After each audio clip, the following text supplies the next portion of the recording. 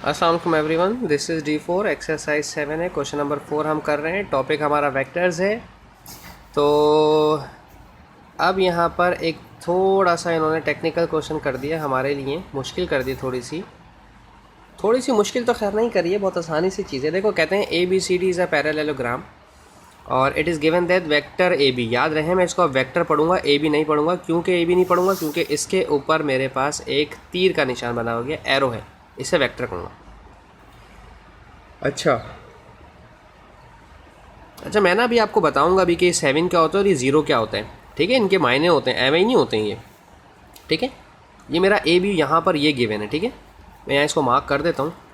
AB मेरा यहाँ given है। इसको कलर चेंज कर दें ज़रा, थोड़ा सा प्लीज़ रेड कर दें, थैंक यू। AB हमारा यहाँ पर है। ठीक है, ये ऑलरेडी गिवन है, this is AB and why this is so. क्यों नहीं आ रहा इस पर? ओके,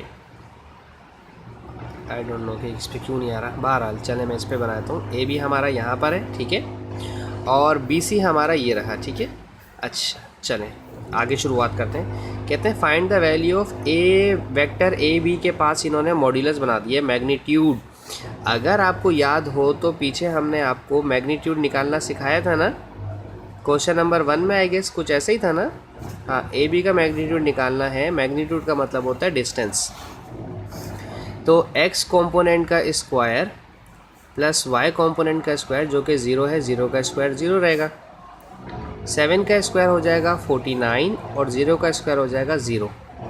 तो अगर आप 49 प्लस 0 करेंगे और 49 का रूट निकालेंगे तो 7 आएगा। यह आ गया AB वेक्टर का मैग्नीट्यूड। ठीक है, अच्छा कहते हैं पार्ट बी में express each of the following as a vector, column vector. Column vector क्या होता है मैं बता दूं, ये जो अभी तक हम पढ़ते आ रहे हैं ना, ये भी कॉलम वेक्टर ही है और ये जो है ना, ये भी कॉलम वेक्टर ही है। लेकिन प्रॉब्लम ये है, कह रहे हैं DC का कॉलम वेक्टर बताएं। ये वाला बताना है आपने, DC का कॉलम वेक्टर। देखें प्यारे बच्चों, बात सुनिएगा, अगर मैं गौर करें थोड़ा सा, ये AB और ये DC आपको बराबर नहीं लग रहा। और मज़े की चीज़ ये है कि इनकी डायरेक्शन भी सेम है, यानी कि कोई पॉजिटिव कोई नेगेटिव कोई पंचायत नहीं होगी, कोई टेंशन नहीं होगी। इन्होंने सिंपल सिर्फ इतना कहा है कि DC बताएं। भाई देखो भाई, अगर कोई पैरेललोग्राम होता है, लेट सपोज हम बात करते हैं इस वक्त मेंस्ट्रुएशन की, A से B की लेंथ है 4 और B से C की लेंथ है 3। तो भाई ये ऑपोजिट वाली वैल्यूज़ भी तो बराबर होती हैं ना पैरेललोग्राम के अंदर और रेक्टेंगल के अंदर। तो वेक्टर में क्यों नहीं कर सकता मैं ऐसा? अगर मुझे DC चाहिए तो भाई DC जो है वेक्टर, वो मेरा बराबर है AB के, और वजह ये है कि ये पैरेललोग्राम है, इसकी वही डायरेक्शन होगी, वही वैल्यू होगी जो AB की होगी। तो AB का आंसर 7 था, तो वही मेरा DC का भी हो जाएगा। इसी तरह से अगर मैं DA की बात कर रहा हूँ तो भाई देखें, DA मेरा डायरेक्शन यहाँ से यहाँ ऊपर की तरफ है, तो ये बिल्कुल सेम एज इट इज़ होगा BC के मामले में। तो DA मालूम करना है तो BC मालूम कर लीजिए, और BC मालूम करने की ज़रूरत ही नहीं है क्योंकि BC उन्होंने ऑलरेडी हमें दे रखा है, -3 और 4।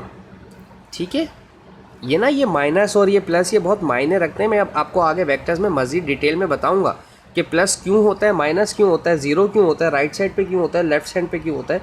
ये एरो के जो तीर के निशान है बड़े अहमियत के हामिल हैं, इसको नज़रअंदाज ना कीजिएगा। हम इसे नेक्स्ट चैप्टर्स के अंदर या क्वेश्चंस के अंदर इंशाल्लाह पढ़ेंगे। होपफुली आपको ये बात समझ आ गई हो। Thank you so much for watching my channel. अल्लाह हाफिज़।